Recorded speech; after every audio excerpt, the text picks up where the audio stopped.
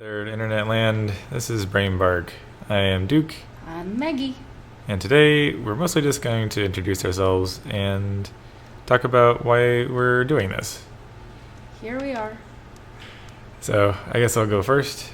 I am an American man. I grew up not affluent, let's say. My folks and I have all worked very hard all of our lives in order to get somewhere in the world. So now I'm reasonably comfortable, enjoying the benefits of a capitalist society, nominally anyway. And I've come to wax philosophical and political as my life has proceeded and as people have gotten progressively more crazy. I see people promoting these concepts like socialism and communism and tearing down capitalism, because obviously the dollar is evil. And why can't we just be friends? But and on the face of it, it's, if you simplify it like that, it sounds ridiculous. But people make it sound sexy, and I'm here to make it less sexy. And I think Maggie can help. That's our segue to Maggie. Hello everyone, this is Maggie. I was 100% made in China and then came to the States about a decade ago. And when I talked to Duke about my point of view of the whole world of China and everything, and he just felt like, holy cow, this is something that I never know. Mm-hmm. Also, I am a native Mandarin speaker, so my English might not be that perfect and have accent, so please bear with me. I'm sure it'll be fine. Thanks. So, what are we going to talk about today? Well, Hong Kong's a great topic. Yes, I think so. So, as a person who grew up in mainland China and then look at all the protests that happens right now in Hong Kong, I think from my point of view, I can give you guys a brief introduction of what's going on in Hong Kong and why they're doing it. So what happened in Hong Kong and what are they fighting for? And as you can see, there are lots of people on the street, and there definitely have some request from the government, or they're not happy with what's going on right now. So let's turn the clock and turn it to February 8th, 2018. So there was a Hong Kong couple, and the girl's name is Poon Hugh Wing, and she was 19, and her boyfriend Chang Tong Kai, and he was 20. They went to Taiwan for a visit. About 10 days later, Chan killed his girlfriend Poon and folded her body into a suitcase and then dumped the suitcase at a metro station in Taiwan. Then the boy Chan, he just took a flight back to Hong Kong. So as the security camera that you can see that they were coming as two people but living as one. And that pink suitcase was where Poon's body was. So the Taiwan police found Poon's body 3 weeks later and confirmed that she was pregnant when killed. So just a very short introduction of the case, because Chan felt like he got cheated because the kid wasn't his, but Poon's ex-boyfriend. So the girl's father has been traveling to Taiwan and Hong Kong back and forth for several times, and then tried to put this boy on court. Yeah, take on him trial. to court. Yeah, but since there's no extradition law between Hong Kong and Taiwan, so Taiwan police, they couldn't do it, and they actually tried to pressure on Hong Kong government, say, hey, I need your help. But they didn't get an answer from Hong Kong. So at the end, the Hong Kong court took Chen and then put him in jail for money laundering because he kind of took the money out of his ex-girlfriend's bank account, and that was the only charge, and he was in jail for 29 months. So that was the cost. For murder. For murdering, yeah. So here we are, Carrie Lam. She is the first female chef executive in Hong Kong, and she pretty much drafted the extradition law based on Poon's murder case. But there is a really tricky part of this whole process because without any prior notice, the Hong Kong government put this draft into the Legislative Council amendments without no prior notice on February 12th, 2002 hours later. The pro-Beijing camp of Hong Kong held a press conference with the girl's mother and then urging Hong Kong government to amend the bill as soon as possible and then officially kind of like launch the reverse draft. But there's another tricky part because, you know, when you put a bill or a draft out, you have to let the public review everything. Usually it took a month, but for this one, it's shorter. It's 20 days only. So no prior notice and shorter public like consultation period of the bill. It's very weird, and then so that's why people are kind of not happy with that. But this is between the government officers. The problem of the draft is in this draft it not only allow Hong Kong people or Hong Kong government to send suspects, not only crime or just suspect, to not only to Taiwan but also to Macau and mainland China, which were not covered in the existing law. So as you can see, Duke over here, you can read this part. The jurisdiction of Hong Kong's court remains unchanged, but has the rights to inspect the prima facie, I think, is that how it's pronounced, of the case, but has no rights to cross-examine witnesses. If the bill is passed, the chief executive will be able to transfer the defendant by a new order and no further deliberation by the Legislative Council of Hong Kong. In addition to murder and manslaughter, it also covers charges such as bribery, fraudulent, immigration authorities, and 30 more counts. The Hong Kong government also has the rights to assist mainland China to freeze or confiscate the assets of the defendant. So which means the defendant, if he has any access in Hong Kong, and when mainland China said, hey, Hong Kong government, you need to freeze his assets, and they say, okay, we'll do that with no question. Right, and these extraditions would be according to the laws of the foreign country, as they always are. Yeah. So, which is the People's Republic of China, not exactly in keeping with freedom. Yes. Or so that's the problem, because they're not, forgiving me saying this, but mainland China's the justice level is not at the same or equalized with Hong Kong or Taiwan. Right. So also for the drafts, the problem, as you can see on the picture, they can take anybody from Hong Kong, even from the airport, like me. If they say, hey, Maggie, we're not happy with what you're saying about us, and if I'm just transferring my flight from Hong Kong, they can just directly take me from the airport and then send me to mainland China.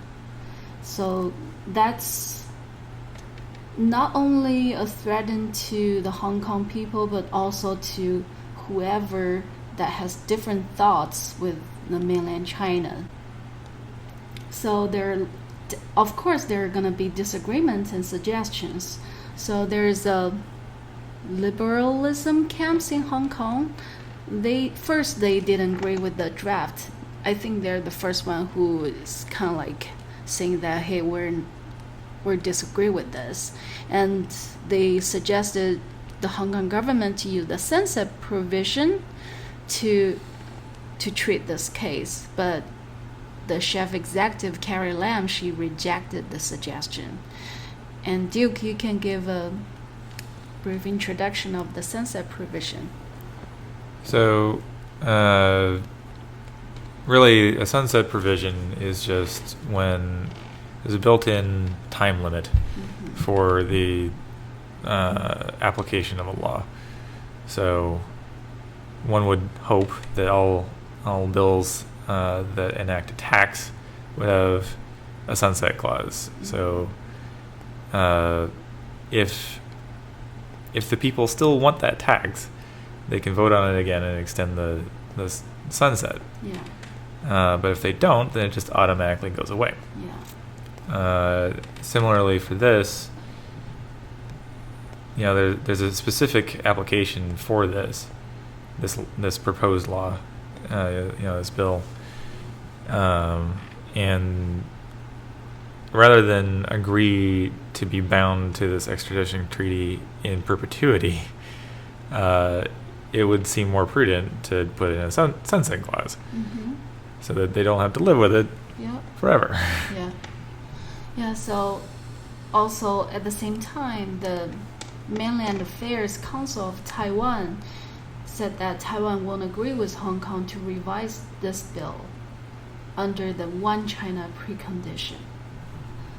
So, could you go into the One China concept? Yes, but I think that might not be familiar to everybody. I know. So, but before talking about One China, let's turn the clock back to long time ago and talk about the last dynasty of China. It's called the Qing dynasty. So the Qing dynasty, as you can see, it has its flag on the top right. It's a dragon, and then it means the emperor, because the emperor is the only person who can wear dragons.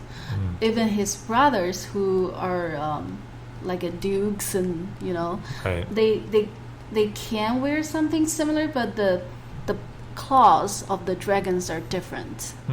So, for example, if the emperor can wear 5 claws of dragon, his brothers only can wear 4 or 3, something like that. Interesting. So that's the way that they can tell whose level is higher. So the Qing dynasty ran from 1616 to 1912, and the last day was February 12th, 1912. And remember that date, it's really important. So as you can see, the guy to the left, his name is Puyi. He is the last emperor of the Qing dynasty. And then in the middle part, the long picture, is the abdicate. Did I say it right? Abdicate? Abdicate rescript? Yeah, so pretty much that he said, okay, the Qing dynasty is over. We're handing over everything to the ROC. And ROC is the legal inheritor. So the Republic of China. Yeah. So let's talk about who is this ROC.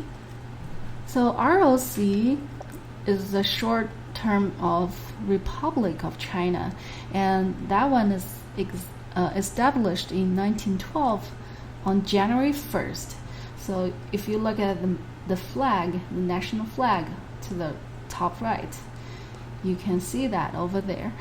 So at the beginning, their map, pretty much they're inherited from the Qing dynasty. So their map is, you can see that's way bigger than the current China's map, including the Mongolia, because China right now has Inner Mongolia, which the Mongolia right now, the country, was they're kind of like, okay, we're independent. We don't belong to the Qing Yep. dynasty anymore, something like that. But back then, they were still ROC. They still belong to ROC back then. And then in 1949, after the kind of like a civil war in China, the Kuomintang, the party who kind of like set up or established the ROC, they flew to Taiwan, and then they stayed over there, and then the mainland China was under the CCP's control, which is the China's Communism Party. And then, however, this two country system were still existing until October 25th in 1971. The UN removed the collective representatives of ROC. Basically, they made them not a recognized country. Yeah, so they say, okay, you guys no longer a country. We recognize PRC as the legal government of China. Right. Yeah. Basically, just denying an entire country's legitimacy by the stroke of a pen. Mm-hmm. And we can all, pontificate and theorize as to why they might have done that, but pretty sure it has to do with something that rhymes with Money. maulers. So what about China? So China here means the PRC, People's Republic of China. And as you can see, that's the Chairman Mao. And he is on the second floor of Tiananmen Square announcing that the People's Republic of China is established. And that was in 1949. So the National Day of PRC is October 1st, 1949. And you can see the national flag and the Communism Party of China's flag. Is that a flag? No, it's a badge. Is that called a badge? Emblem or logo. Yeah, a logo. It's the hammer and sickle. Yeah. That had already been established by the USSR. Soviet. The Soviet. Mm-hmm. Mm-hmm. Yeah. So there, another interesting part that we're going to talk about maybe in the next episode. So here we're gonna keep focusing on Hong Kong right now. So we're talking about Taiwan, we're talking about Qing Dynasty, we're talking about China. And why are we talking about this? Because we're going to talk about Hong Kong right now. Hong Kong is being here for a long time. Like, actually, ironically, longer than both ROC and PRC, because they were kind of rented out to British people during the 1841. So there were two wars happened back then to force China to open the gates to do business to foreigners. They're called the first Opium War and second Opium War. And then British people, they're kind of say, okay, we're going to take this part. And then Qing Dynasty say, okay, I'm gonna give this part to you. And then later on, they kind of say, okay, we're gonna rent this place for 99 years. And Qing Dynasty said, okay, here is the agreement. So that's when the Hong Kong is kind of like rented out to British people. So there are two time period of Hong Kong. One is British Hong Kong, that was from 1841 to 1997, the last day of June. The next period is Hong Kong SAR. SAR stands for Special Administrative Region. And that was from 1997.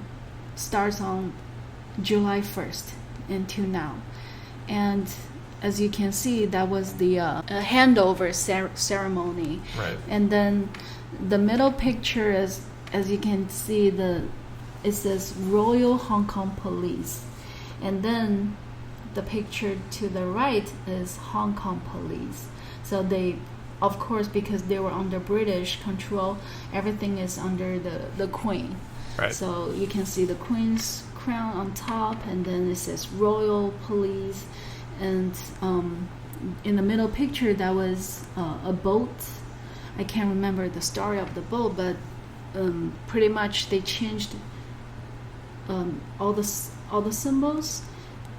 And then the top flower is the Hong Kong city flower, and then in the middle round part, that's the buildings of Hong Kong. And then at the bottom, it took the royal away and just put Hong Kong Police and as the Chinese character in there.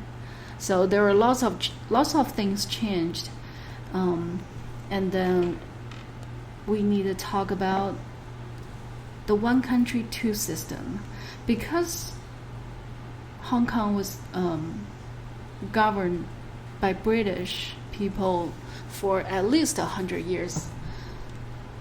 So they were under British common law, and so they have their own legislative system, and they have their own laws that inherited from the British common law. And they're not communism.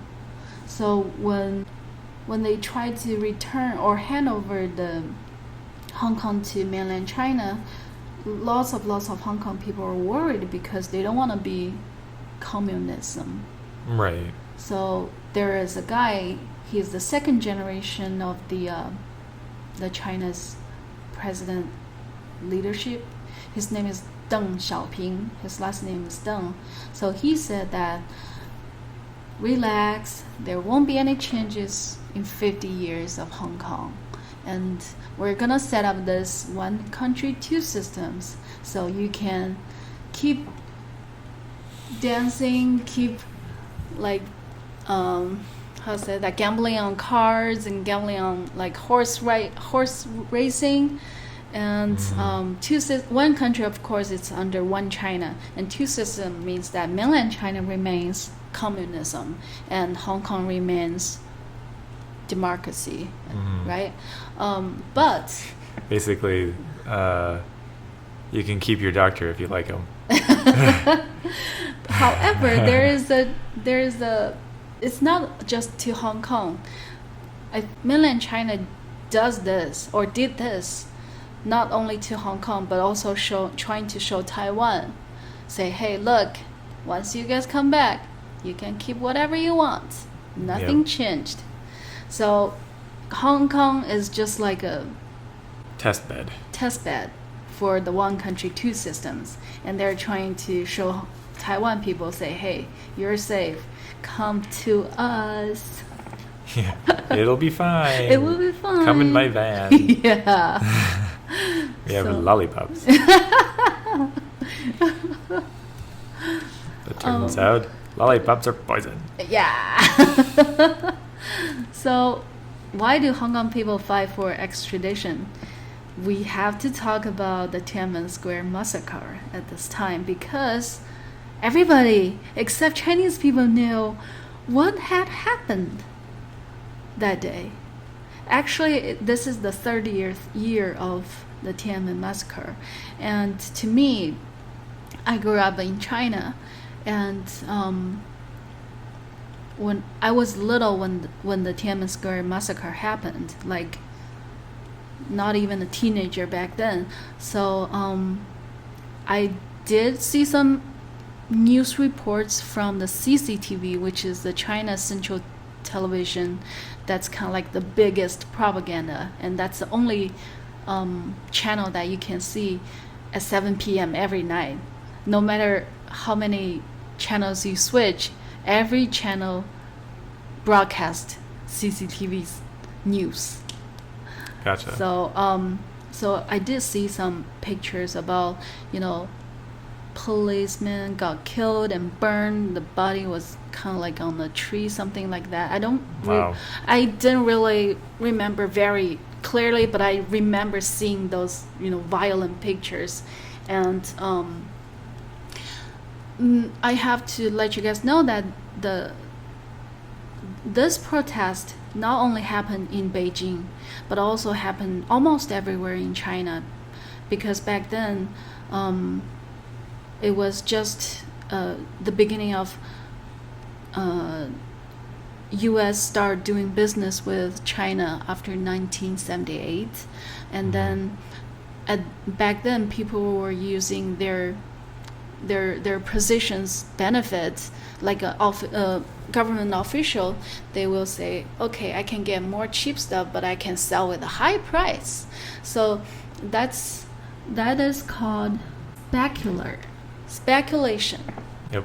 So for the Tiananmen massacre, before that, everybody was trying to they dislike the speculators who has government backgrounds. So that's why they're like, hey, we don't like this, we want change.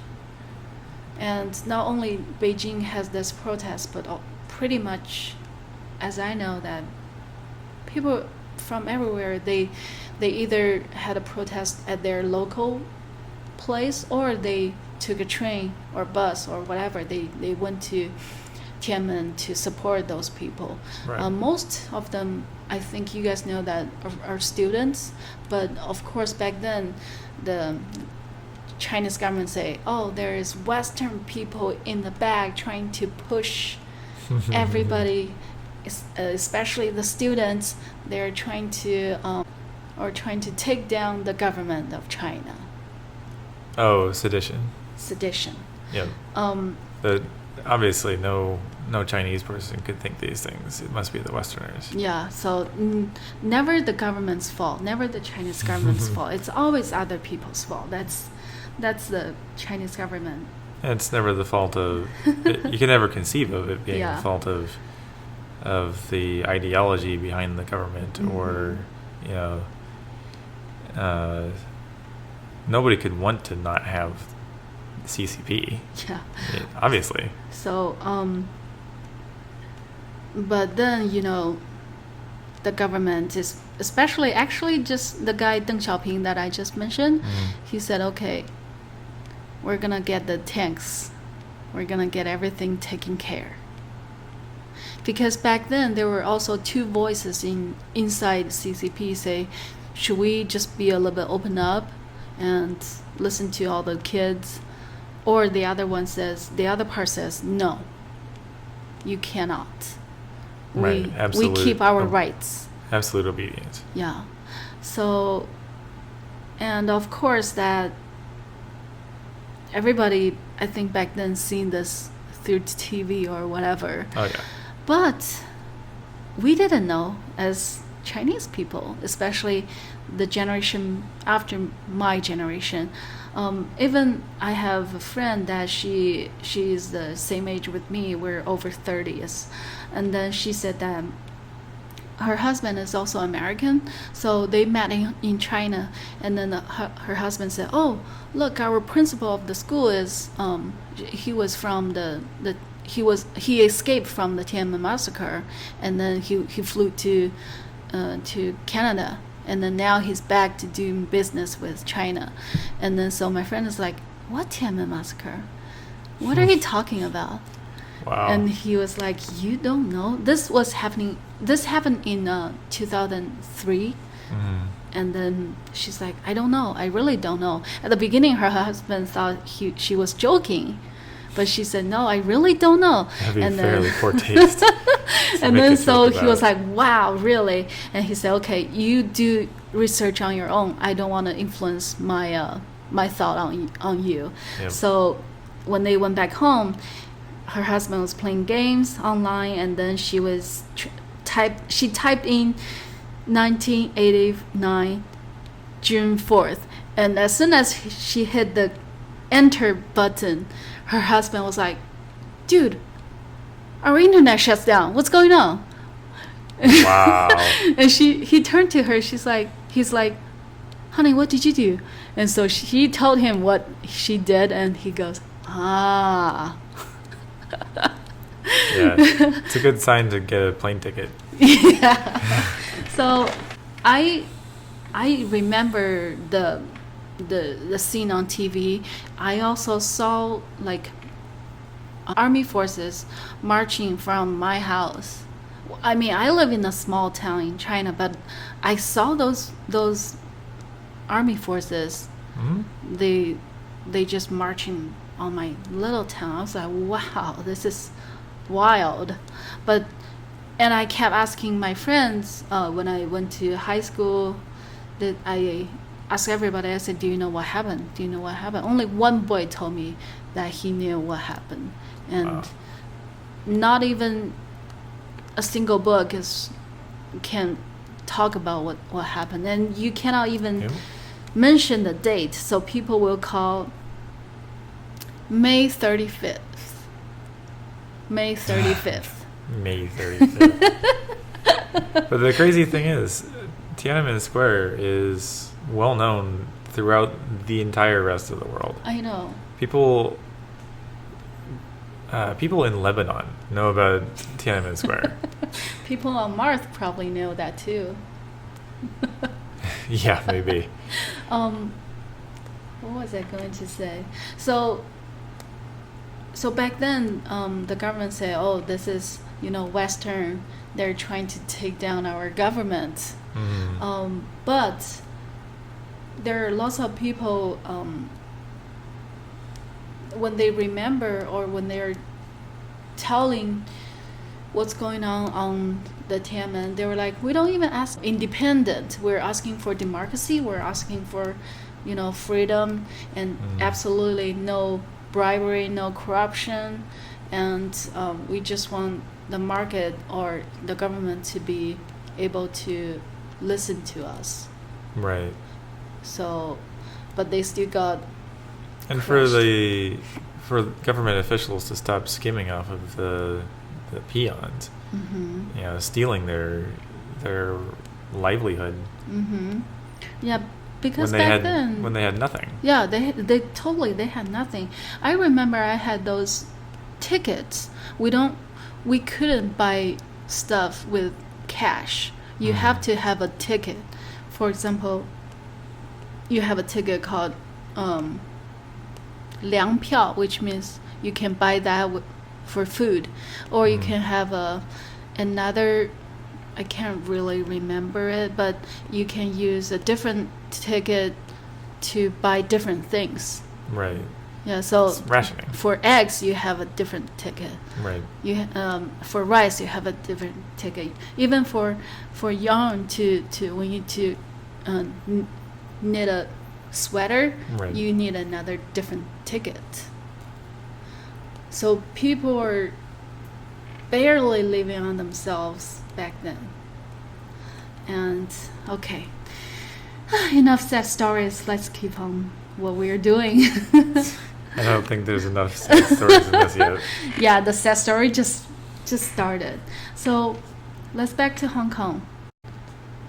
What are they fighting for? Because they've been fighting since June 9th of this year, and it's been over 2 months. Why do they fight against with the extradition law?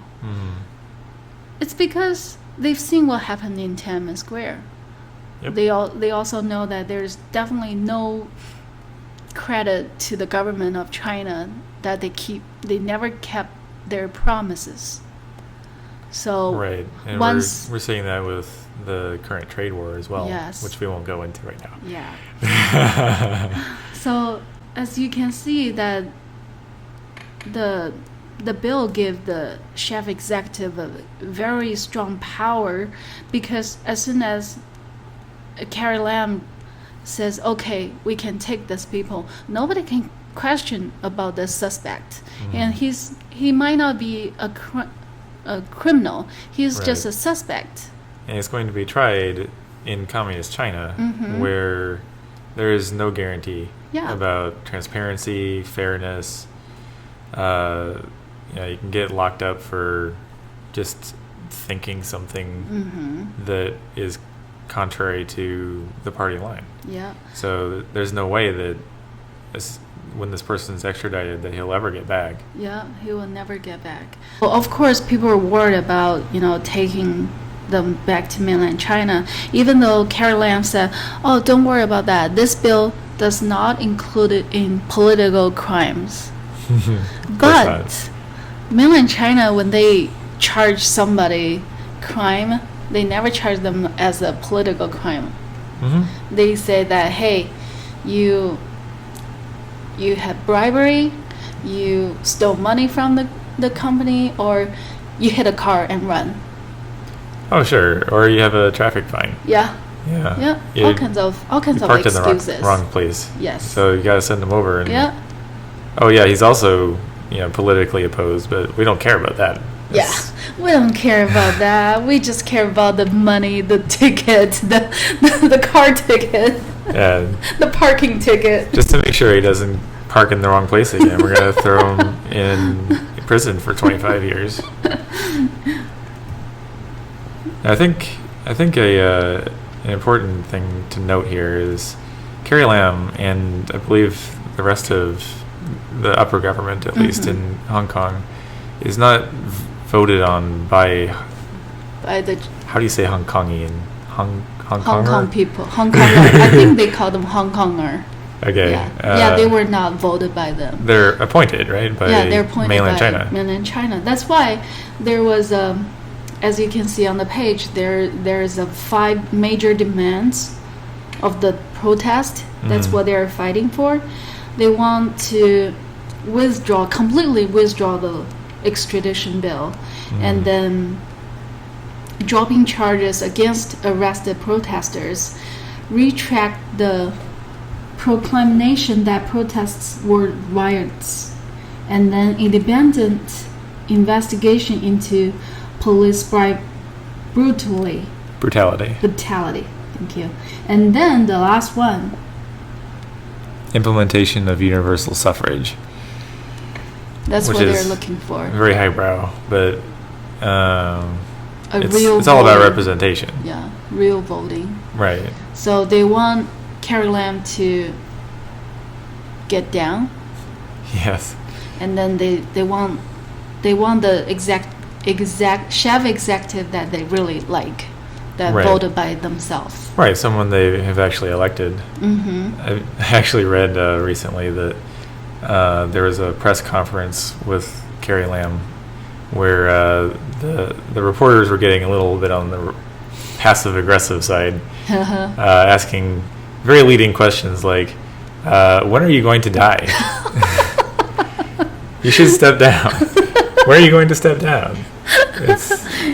I believe she ignored it. Yeah, she just walked away, and Yeah. her bodyguard kept people at bay. Not that they were necessarily attacking, but just she was a little freaked out, probably justifiably so. Yeah. So yeah, it's a huge mess. And then because this is kind of like a law-changing issue, and back 22 years ago, mainland China say, don't worry about that. We're going to keep everything the same way for 50 years. For 50 years. And then... This is only 22 years later. And things have been kind of progressively moving in this direction for a while. It's not just all of a sudden, It's slowly infiltrated into Hong Kong. Right. So, man, there is a huge story back into this thing. So Yeah. maybe another episode for this. Right. Okay. So, how did the Hong Kong government respond since then? So as you can see, the timeline, 1 million Hong Kong people protest in Hong Kong on June 9th. But the next day, Carrie Lam says, I'm not going to delay on the second instance of the bill. So Right, after the amendment. Yeah. Right. Which means that nothing could change me. Yeah, you guys No don't matter- matter. 1 million people. 1 million people, pff, Whatever. whatever. What's the population of Hong Kong? 7.5 million. Yeah, that's a good percentage Yeah. of people actually in the street saying no. Yeah, and actually, I think on the June 12th, there were 2 million people went on street and fight against. But which, of course, PRC denies. They're like, oh yeah, it's more like 10,000 or something. And then the no more than 20. Yeah, Hong Kong police, they just went violent on that, and then as you can see, they fired about 240 plus tear gas, 3 beanbag rounds. Do you know what that is, Duke? I do, in fact. Okay. I'm rather fond of firearms. Of course, American. And then 19 rubber bullets and 30 sponge grenades in one day. And on the same day, at 5:42 p.m., the Hong Kong PD says this protesting is a disturbance. However, around 9 p.m. later, they were like, oh, sorry, we had a mistranslating. This is riot. And then the next day, which is on the 13th, the Stephen Low, he said the protesters are rioters. So Stephen Low, he is the current commissioner of police of the Hong Kong police. So which means he's the boss of the boss. Right. Or of the Hong Kong police. And was he appointed by China or Hong Kong? Or someone who was appointed by He was definitely appointed. And there is a rumor about him said that he is also someone's son. Oh man. And because on his resume he said that he's an orphan. Okay then. But there was a people call in to a hotline and kind of like a broadcasting says that I know what you did. I know who your father is. So you're not an orphanage. You're not an orphan. So maybe we can cover that in another part of the episode. Yes. Let's keep on doing this. And so Carrie Lam on the 15th of June, she is like, I'm feeling so sad that I have to delay. Oh, oops, I made a typo over there, and he had to delay the bill. But she agreed on the Hong Kong PD said that this is riot. People. Right, even though there weren't any attacks on people. Only police were attacking people. Right. Oh yeah, the protesters weren't attacking anybody. Yes. And therefore it wasn't a riot. There wasn't any attacking, no pillaging, no looting, no massive property damage. No. They actually cleaned up everything after they did the protest. I mean, Hong Kong people, they're very great. But they were You never see that in America. No, never. Yeah, those people were called rioters. Hello? Think back to Occupy Wall Street. That was just a nightmare. It's a health hazard. Yeah. So as you can see, here is the 2 million people protesting in Hong Kong. And then they expressed their demands of the 5 major demands. And then finally on July the 9th, which is a month later, Carrie Lam said this bill is dead. Interesting on how she expressed this, because as you can see on the 5 major demands, they want to completely withdraw this bill. She never said the word withdraw. Right. In all her media conference, she always says, no matter what, we're gonna keep doing this bill. And then at the end, she just say, this bill is dead. She said that in Chinese, and then she said that in English, this bill is dead. Never said this bill is withdrawn completely. Right. It's the difference may seem specious, but from what I understand anyway, the difference is whether it can still be brought back as existing action, during a legislative meeting. Yeah. So if it's been completely withdrawn, that means it can't come back. Discussion on it's this. Done. Yeah, it's done. Whereas what I understand happened was it was tabled. What does tabled mean? So it was put back on the table, So it's under the table or somewhere on the table that we can grab it and just. Right. It's available still, Yeah. but it's not under current consideration. Okay, just put it away. Right. Yeah. So. But not. You're putting it back on the shelf, not setting fire to it or throwing it away. Yes. It's still there. Yeah.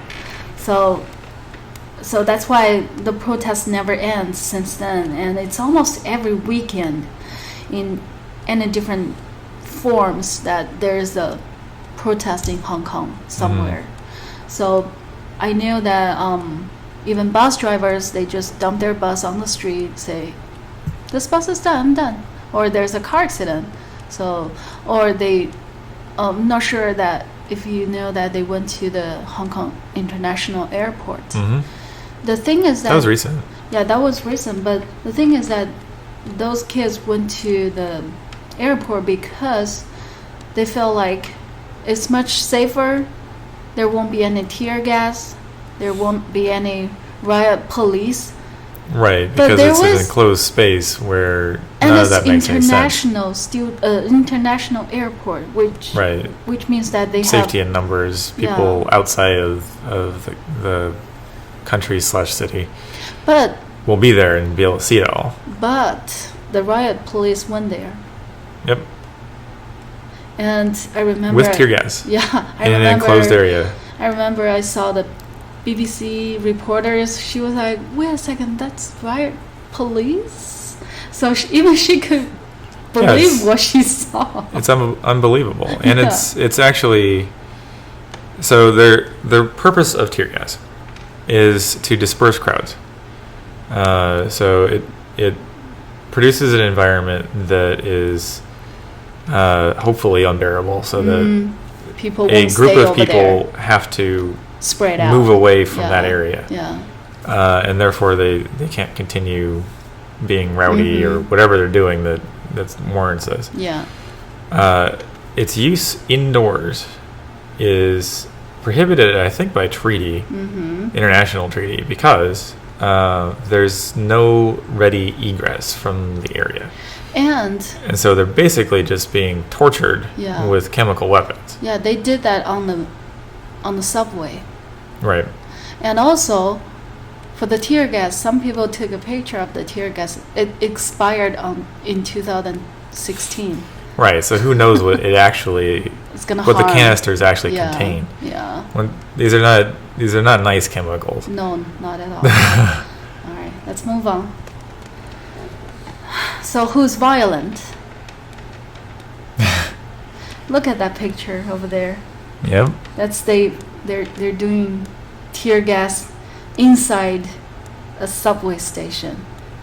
Yep. And they just went on hitting people. And there's another thing to realize with tear gas or beanbag rounds. You have to shoot in a specific distance. No, it's not like a close distance shooting thing. Right. It always has to be distant, partly because the shooter doesn't want to be in the cloud, but also because this is a projectile being ejected at high speed. It has quite a bit of mass. And if it hits somebody, then it can seriously injure them or kill them. Yeah. If it hits them in the face or in a particularly soft spot, there could be internal damage. bleeding, organ damage, lacerations. That's what we're going to talk about. Awesome. So, here's something really weird after a month later of the protest. It's called Yuen Long attack. So a bunch of people who dressed up with white shirts, they went on to beat the crap out of people. Not even just protesters. They beat up everybody at the subway station. Like, as you can see, there is a pregnant woman on the ground. Wow. She was being beat up. And then, and the funny thing is that in the middle, as you can see, the danger, Popo and gangs work together. and they just, and when So they're, who are these white shirt people? they believe that they're gangsters, and when they start beating people, I mean, there were people definitely called the police, and even the police was on site, like maybe 20 yards or 20 feet away from them. But as soon as they call, say, "Hey, police officers, please help! There is people beating us," they just walk away. The police officer just walk away. And when they start hitting everybody, beating up everybody at the station, they called the police station. They came like 40 minutes later. I mean, this area is not a huge area. Right. Also, they just went onto the subway, just start beating shit out of everybody. Like, you can see there goes the monetization. you can see there's a guy who was just kneeling on the subway, like begging them stop beating, and they didn't stop. And they also, when they're done, and the police was walking with them, and there was police officers went to this station, or went to this area to do so-called investigation, but they didn't arrest anybody. They just walk away. They say, "Oh, we don't have enough police force, so we don't want to be hurt," something like that. Oh yeah, not like it's their actual job. Yeah. Or And then, so this is something that really made me really sad. Oh yeah. This is the girl she pretty much lost her eye, and then lost all the bones around her eye, and then she got what's that called, beanbag rounds, right? like, should in between her glasses. Is that called glasses? Like those ones, like those. Oh, those are safety goggles. Yeah, safety goggles. So it's so close that the police officer, they fire this beanbag round so close that the bullets shoot between her goggles and her face and just got in there. Right. And the picture is so violent, so I cannot put it on here. So right now the Hong Kong people are protesting and put her as an icon, and then say that an eye for an eye. Right. Yeah. And again, important to note, the Hong Kong police regulations there are quite a few surrounding the use of anti-riot weaponry, including beanbag rounds. They cannot fire them at anybody within a certain distance, which I believe is 30 feet. Yeah. It's probably 30 feet. Or close enough. Yeah. And their regulations also specify that they are not to shoot anything at a rioter from the neck up. In fact, I think from the waist up. So, and right afterward, I was reading that the Hong Kong police were saying it was technically impossible that a beanbag round fired from a Hong Kong police shotgun could have caused this injury. Physically impossible. And they never went into any detail. It was just, it can't be. But there's no other way to explain the injury. Yeah. The injury was so severe. Who poor has lady. beanbag rounds? Does the protester has beanbag rounds? Yeah, I'm pretty sure the Hong Kong public is not allowed to be armed. There's only one group of people who could have it. And she wasn't even the protesters. She was the medical, trying to help people for the injuries. Now the following is a little bit graphic, but I'll keep it to a minimum. So her facial bones were fractured in several places. Yeah. as well as her nose. She lost her eyeball. And her eyeball was popped out and ruptured. Jesus Christ. And they attempted to save it, but last I heard, they were unable to. Yeah, it's just a big hole in there right now. Yeah. So she lost an eye and was permanently disfigured as well, because these facial injuries do not heal well. Nope. They're flat bones that just don't mend. They have to have plates installed and screws to hold things together. It's very much not pretty, and this is what the Hong Kong police did to someone who wasn't even protesting, let alone rioting. So sad. So let's talk about China. How did China respond to the whole thing? So you might not understand what's going on here, but you can see the China Daily. So that was sometime in June. They said that you can read that. It's kind of funny. They just totally ripped out the whole story and just said that, oh, they agree with us on the extradition bill. And also, for the girls that we were just talking about who lost her eye, and on the top left, that website said that it's a Chinese website. It says her teammates, her piggy teammates shoot her. Really? Yeah. She said that her piggy teammates shoot her, not the police. Okay. And people believe that in mainland China because this is brainwashed. And then if you look at the bottom left, the guy in the kind of like a military dress, he is one of the generals. His name is Xu Yan. His last name is Xu. This is a video clip that I can show you later on. He said that Hong Kong people can be divided into 3 parts. 1/3 is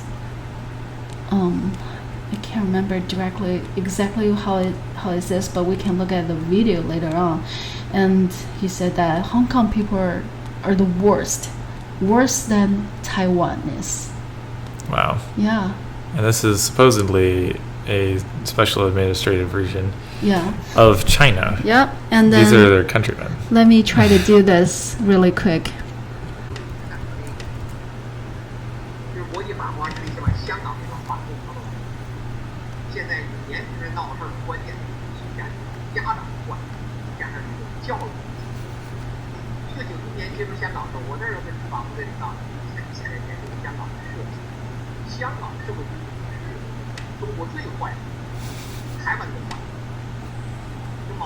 Wow.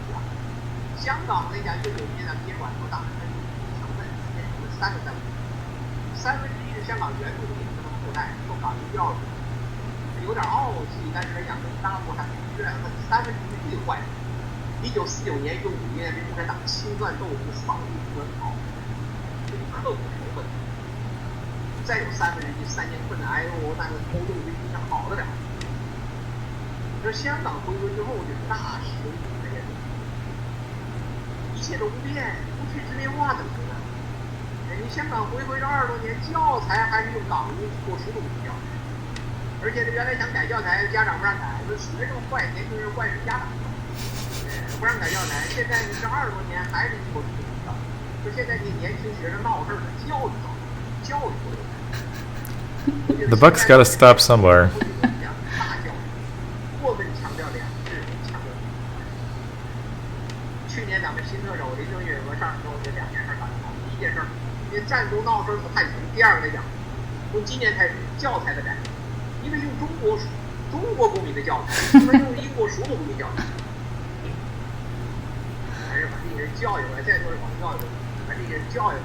So they're just, this guy is trying to say that Hong Kong is just a backwards, uneducated bunch of idiots. Yeah. Can you believe that? That's incredible. This lady and this guy, they're the foreign affair, like kind of like a speech, right. Representative for Chinese government Right. to answer all the questions. How to say that? Foreign secretary is often the title. Yeah. So Or foreign affairs secretary. So when people, like, those are different time when they held the conference meeting. So first the guy said, oh, the Western people or Western background force, they need to stop. They need to stop doing this kind of thing in Hong Kong. So he blamed on the Western people who starts this protest. And then the lady, she said, on the top right, she said, oh, we want America, U.S. to take back their black hands that planted in Hong Kong. Oh yes, the evil ideas that So all this Hong Kongians or Hong Kongers can't help but think. They have no agency. They have no ability to think. It's all American people's fault. American people is doing all those kind of things to make Hong Kong unstable. That's what they call. And then when they were asking about, when she was asking about how she felt about there like 2 million people on the street during protest, guess what her answer is? There weren't 2 million people. No, she said, I need to remind you there are 1.4 billion people in China, including Hong Kong. That's a good fact to know. I mean, does it answer anything? How would we get along without knowing that? So that's I suppose her point was, oh, it's just a drop in the bucket. Even if a third of the city is in the streets protesting, compared to the rest of China, yes, who cares? Yeah, who cares? We have 1.4 people that we kidnapped. Yeah, they're the tiny majority or tiny minority. Who cares? Yeah. Who cares? Who cares about them? And then, are they listening to their people? Nope. They're gathering all the PLA next to Shenzhen, and Shenzhen is right across the border of Hong Kong. Right. And the PLA is People's Liberation Army. It's supposed to be people's, but it's not really people's. Liberation. It was the army that was collected, I believe, to fight the revolution, the communist revolution originally. So they're liberating the people by by fighting against the bourgeoisie and bringing power to the people. Yep. But now they're not exactly bringing power to the people. They're taking power away from the people. Yep. Yeah, so I think this is it. And this is, so far, we talk about Hong Kong, and then maybe in the next episode we can talk about the government of China, which is the CCP, the Communism Party of China. Right. That will be another interesting story, and I hope you guys looking forward to it. And this is our first broadcast, so we made lots of mistakes. Yes. And it might be, many of which will be edited out by the magic of Audacity. hopefully. All right, goodbye guys. Bye.